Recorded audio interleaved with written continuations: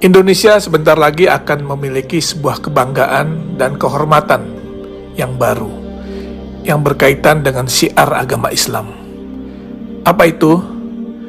Museum Internasional Sejarah Nabi Muhammad SAW dan Peradaban Islam di Jakarta.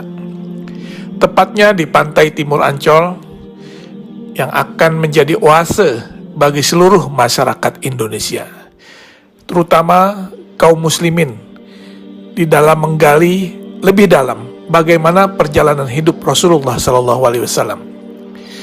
Peletakan batu pertama pembangunan museum ini yang seluas 6 hektar dilaksanakan pada bulan Februari 2020 yang lalu di lokasi yang dekat dengan pantai Karnaval Ancol.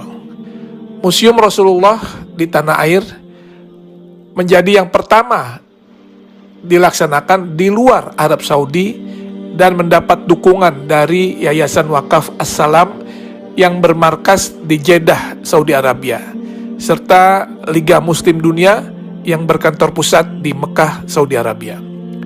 Indonesia menjadi negara pertama di luar Arab Saudi yang memiliki Museum Nabi Muhammad SAW.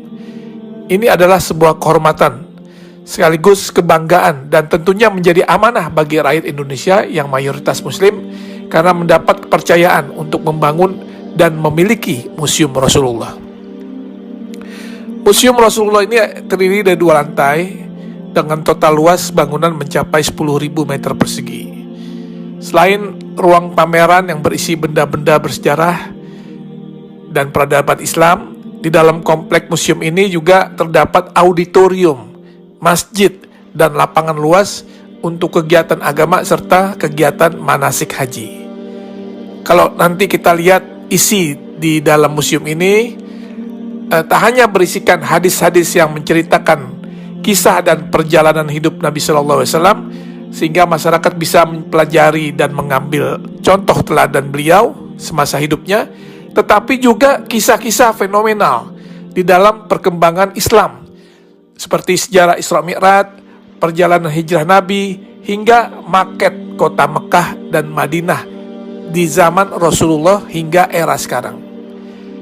Sesuai dengan teknologi yang ada sekarang, maka tampilan juga diorama atau kisah-kisah serta benda sejarah sejak zaman Rasulullah akan ditampilkan di dalam 3 dimensi, sehingga siapapun yang melihatnya akan bisa mengetahui dan mempelajari dengan detail. Dan juga nanti di museum ini akan ada naskah, manuskrip, literatur, hingga benda-benda bersejarah yang berhubungan dengan Rasulullah SAW serta peradaban Islam yang tersaji di dalam museum tersebut, yang merupakan hasil dari pengumpulan yang dilakukan selama 14 tahun oleh Yayasan Wakaf As-Salam.